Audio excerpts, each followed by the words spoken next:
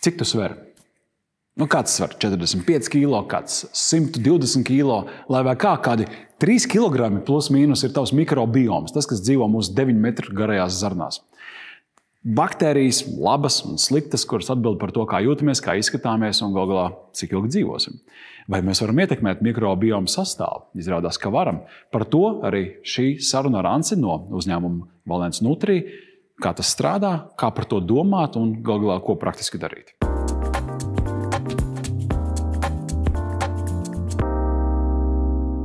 Uzturzinātne šobrīd tāda, žargonā sakot, ietrendota lieta šķiet, ne? Mēs arvien vairāk pievēršam uzmanību. Protams. Varbūt tas manā burbulī, es nezinu, bet kā tev, vai tu arī novēro to pašu, kas sabiedrība skatās līdzi? Ko neēst?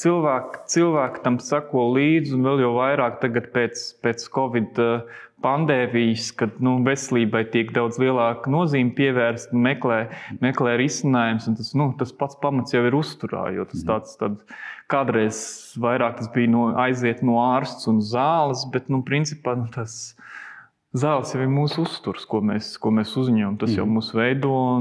Ir kāds, kas saka, ka viss te rodās, ka visas slimības visas rodas galvā, ka nepareizi domā, tā laikam nav tik vienkārši. Ne? Tas nav tik vienkārši. Es jau to vispār pastāstu daudz sīkāk, un tā man tā sirdslieta, ka ne tikai galvā, bet ka mums ir daudz slepeni diriģenti, ja baktērijas, kādi 3 kg, kas mums dzīvo zarnu traktā. Mikrobioms saucamais. Jā, mikrobioms, tā dzīvība, kas mums ir. Un tur viņi tādi daudz, kas īstenībā sūta signāls mūsu smadzenēm, kas ietekmē gan mūsu savā veidā uzvedību, impulsivitāti, arī apetīti. Vai var tā reducēt līdz tik notrivializēt, ka vienkārši mums ir pa daudz ēdienu rietumu sabiedrībā un tāpēc ir šīs problēmas, ja tas nav tik vienkārši? Es neteiktu, ka ir par daudz ēdienas kā tāds, bet tas ēdiens, kas ir pieejams, ir vairāk tāds, kas mums atņem spēku, nevis dod to, ir pagatavots, lai tas būtu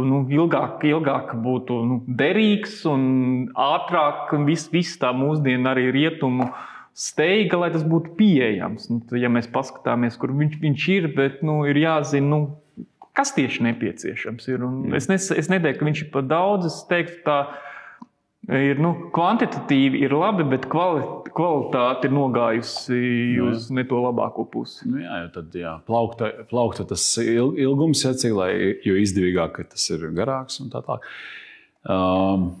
Kurā brīdī Jānis saprata tā apzināti, ka uzturzinātne ir tas, ko es gribu? Kad es to sapratu, tad nedaudz iedzināsimies stāstā vispār kad pabeidzu vidusskolu, vispār es gribēju būt psihoterapeits. Tas bija mans mērķis. Es ļoti labi sapratos ar cilvēkiem. Es sāku studēt medicīnu. Tālajā 2007. Gadā studēju medicīnu budžetā, bet varbūt tas jaunības maksimālisms, varbūt visādi tie apstākļi tajā brīdī 2 kursus es nomācījos, un tad kaut kā es biju no budžeta ārā.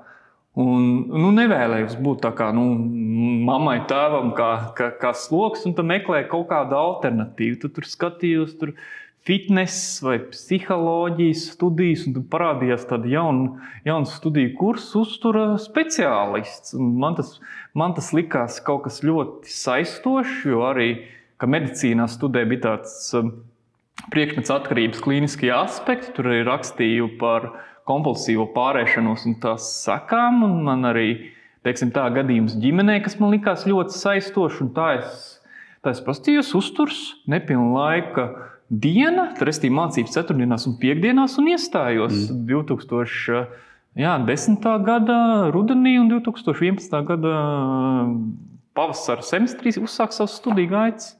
Un tās studijas bija 4,5 gadi, kas ir īstenībā pēc medicīnas man tas likās tā, nedaudz vienkāršāk tie priekšmeti, jo tas medicīnā tie pirmie 2 kursi, tas ir tas kodols, tie paši tie spēcīgie pamati, uz kura tā māja var stāvēt, anatomija, fizioloģija un, kā saka, šūnu bioloģija, histoloģija. Mans mīļākais priekšmets, tagad arī daudz ko.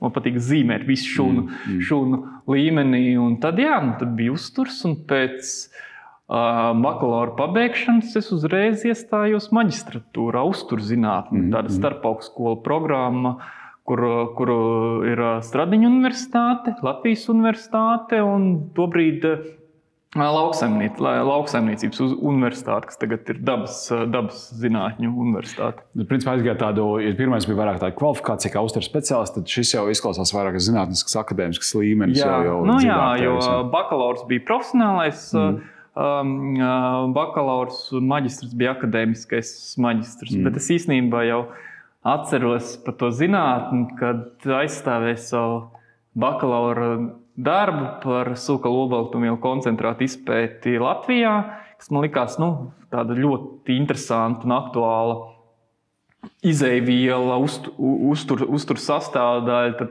pie aizstāvēšanas, atceros, bija komisijā ļoti spēcīgs gastroenterologs, dr. Edgars Bodnieks. Viņš jau teica, es jau jūtāms, tu jau iestājās zinātnē, ne klinikā. Bet paralēli uzreiz, kā pabeidz bakalaurs, tā jau uzsāk savus arī, klīniskās gaitas, kā klīnisks uzturs speciālists, profesors Ķīša estētiskā dermatoloģijas klīnikā. Tagad arī klīnikā joprojām esi, tas anti-aging. Tagad, pēc bakalauriem sāku profesors Ķīša estētiskā dermatoloģijas klīnikā, bet no 2020. Gada pavasara sāk strādāt Rīgā, Anti-Age institūtā, kas ir, kā saka, preventatīvās medicīnas klīnika, bet tas fokus, kas man tajā klīnikā uzrunāja, ka tajā brīdī notika Latvijas valsts mikrobioma projekts par baktērijām, kas man tā sirds lieta, un tad man bija iespēja reāli strādāt ar šo jauno nozari, kur bija cilvēkiem iespēja nodot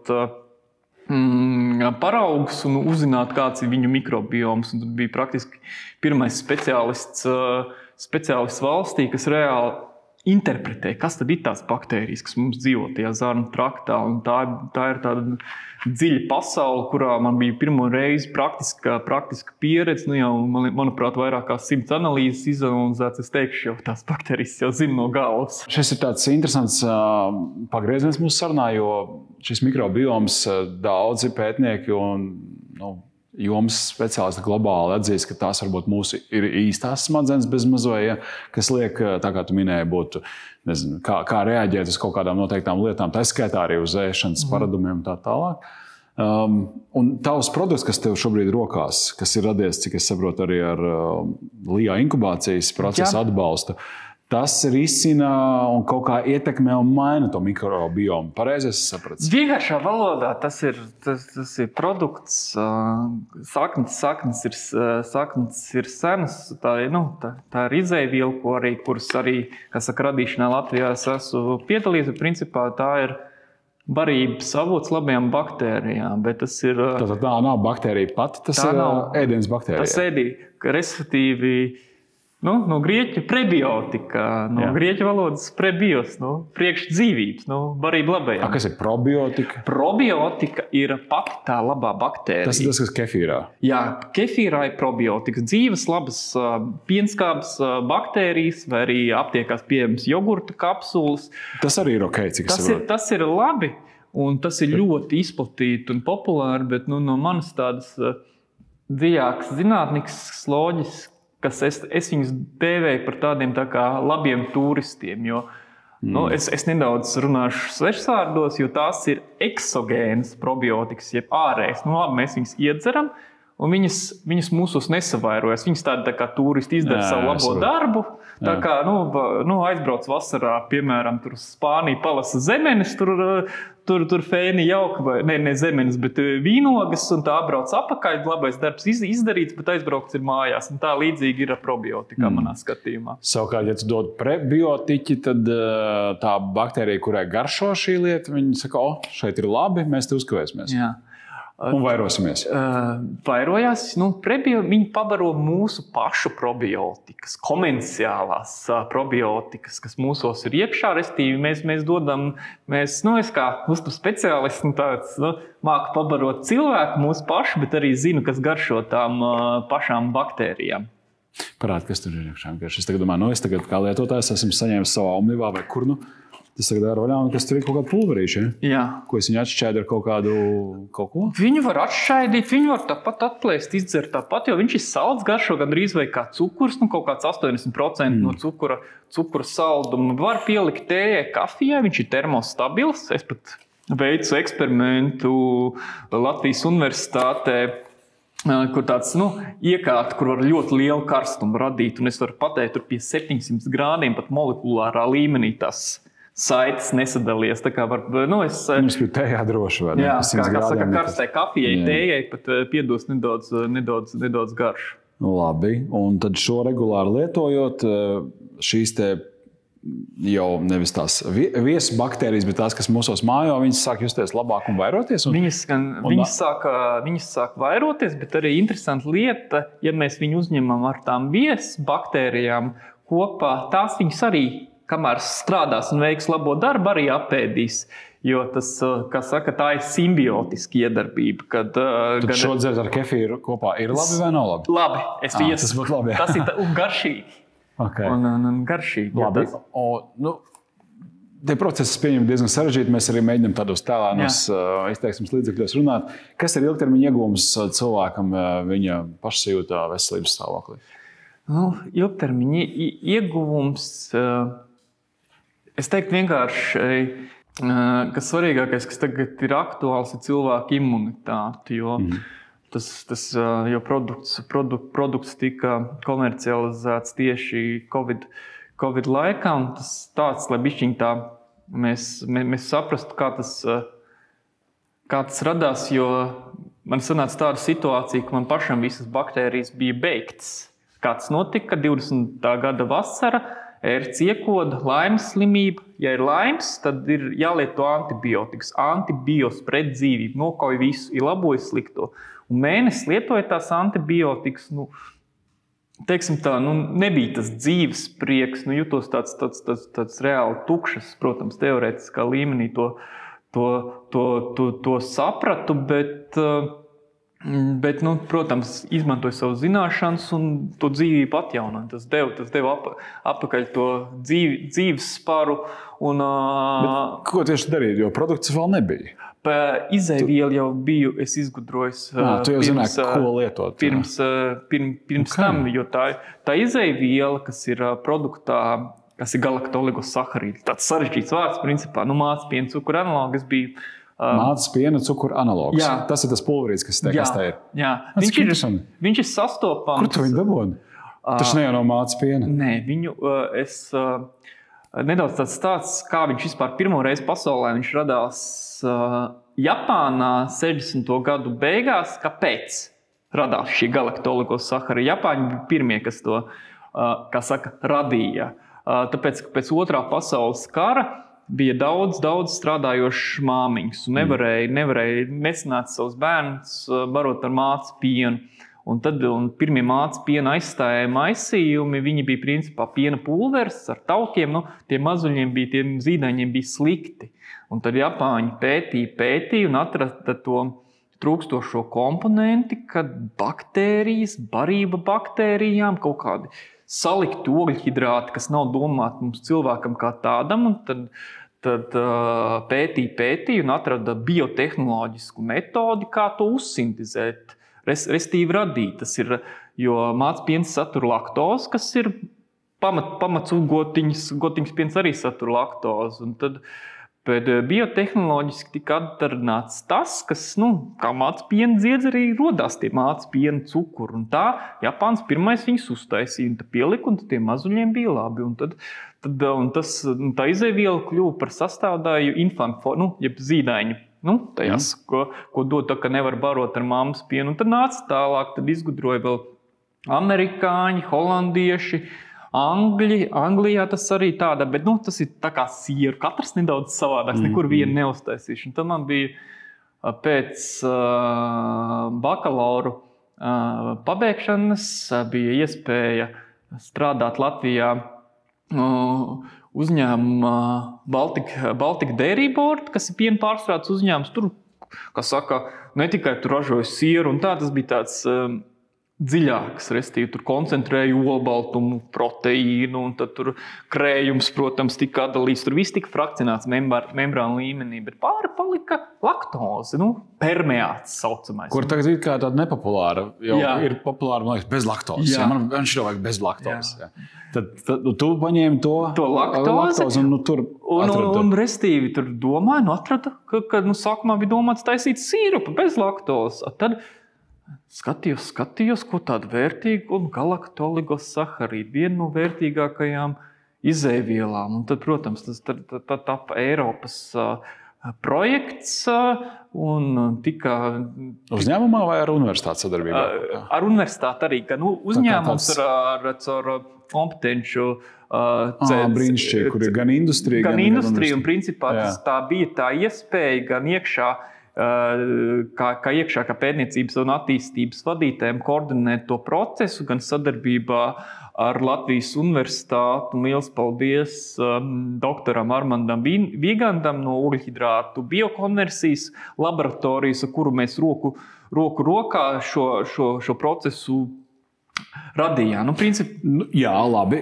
Kur parādās LIA loma un kā tas nonāk tavās rokās, un ka tu esi uzņēmējs? Tas ļoti interesanti.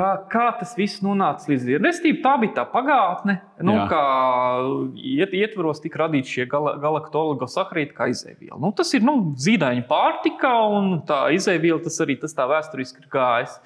Bet, lai nonākot līdz 20. gadam un LIA, jo tā pieredze bija gan kā pētniecības attīstības vadītājiem, gan es arī esmu dzīvē strādājis tirdzniecībā, gan arī farmācijas jomā jau pie gala produktiem. Tā bāzīte veidojās. Un es jau minēju to 20. gadu, kad bija tā laimes slimība, bija slikti. Vispār no Rīgas es biju pārvācies dzīvot uz savām dzimtajām mājām Dundagā, kas ir Talsu rajons, netālu no jūras, netālu no Slīteres siliem, kā jau saka, nevajag braukt uz Moricas salu, Slīteres sili tie labākie, un sapratu to, ja es pats varu sakārtot savu veselību, un vispār tas Valens Nutra rašanās stāsts ir interesants. Tas arī iekļauts ir logotipā. Principā man bija slikti, es makšķerēju, man ļoti patīk makšķerēt. Es makšķerēju pie vienu ozolu. Un man nekas neinteresēja. Antibiotikas nolietotas un jūtos tā, tukšs. Makšķerēju. Tur visu laiku 2 gulbi. Skatās man vienu dienu. Labi, skatās man otru dienu. Trešo, un tad, es nezinu, Ņūtonam uzkrita ābols uz galvas, man 2 gulbi, es sapratu, man tas jurikat, tas atklāsas moments, visāds kaut kas ir jādara ar savu dzīvi, jātais ir biznes, un tās savas zināšanas jālaiž pasaulē. Un tad meklēju, ko darīt, atradu, ir tādi inkubatori, pa LIA jau es zināju, sazvanos, saku vēlos iestāties, ir ideja, ražošu produktus uzturbagātinātāju segmentā. Tas bija pēdējais brīdis. Iestājos, aizstāvēju un kā pilnīgs jaunuzņēmums bija tas mērķis radīt produktus ar augstu pievienotu vērtību diētiskās pārtikas un uzturbagātinātāju segmentā. LIA atbalsts ir. Naudas līdzekļu tajā brīdī nebija praktiski nekādi. Skatījos kā pa finansiāliem līdzekļiem. Altuma atbalsts, kas iet roku rokā ar LIA, uzrakstīju projektu. Un tad sākās tas viss process, reģistrēju produktus. Šis ir viens, ir arī vēl viens produkts, kas bija man vispār, es arī esmu medicīnas doktorantūrā Stradiņu universitātē, jau bija iestājies ar produktu pirms un pēc operācijas, kas ir uz olbaltumvielu bāzes ar prebiotikām kopā 2 produkti, un sāku piereģistrēju, nokoordinēju dizainu, nokoordinēju tipogrāfija, visi procesi. Tur nav viens skaitlī, tu visu to viens izdarīji, ja tev bija komanda. Tajā brīdī es visu darīju viens, sēžot Dundagā pie Klausoties lielā lekcijas par to, kā jāties uzņēmumā. Klausoties, protams, lekcijas un konsultējoties ar, kā saka, lijā brīnišķīgajiem darbiniekiem. Un tas viss, principā, 2020. gada oktobris iestāšanās ideja. 3 gadi precīzi pagājuši, kur šobrīd tu esi ar savu biznesu? Cik jūs vai jūs jau var teikt?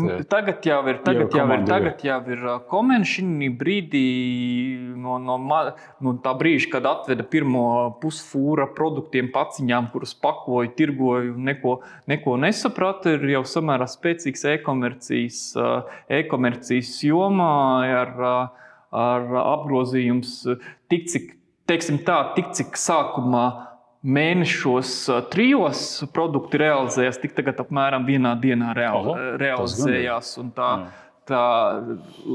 tajā jomā ir strādāts, un tā e-komercija brīnišķīga lieta, jo daudz cilvēki sniedz atsauksmes par tām labvēlīgām īpašībām, ko dod. Un, principā šis ir tāds savējādi zīmīgs moments, jo tā Latvija ir apgūta. Es tieši gribēju jautāt, kuri tirgi ir šobrīd?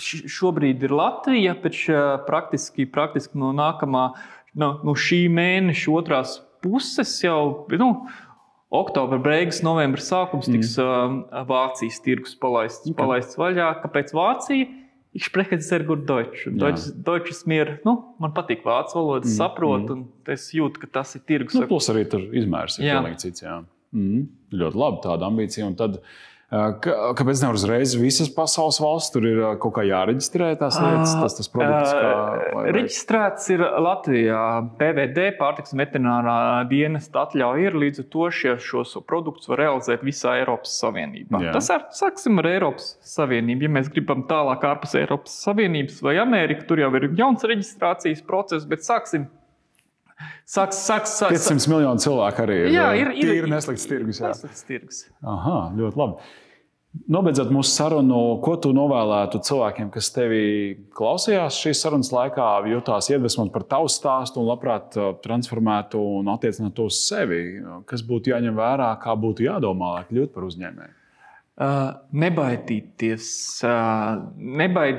jo ir daudzas nesaprotamas jomas tajā ziņā. Esmu bijis gan zinātnieks, kā man arī Lijā teica, kad saņēmu Talsos uzņēmēju simpātiju balvu, kad šo zinātnieku mēs pataisam par uzņēmēju. Darīt, nebaidīties, riskēt, izzināt un iet uz priekšu, jo tikai darot šīs lietas notiks, nevis sēžot un turot rokas klēpī. Precīzi. Paldies tev par sarunu, lai visiem laba veselība. Lai visiem laba veselība. Un es visiem novēlu no sirds, lai jūs uzņemat tādu uzturu, kas jums dod spēku, nevis atņem to un savu uzņēmumu moto, kas ir sens latīņu teiciens valeo valui valitārus, jeb būt spēcīgiem, veseliem un diženiem.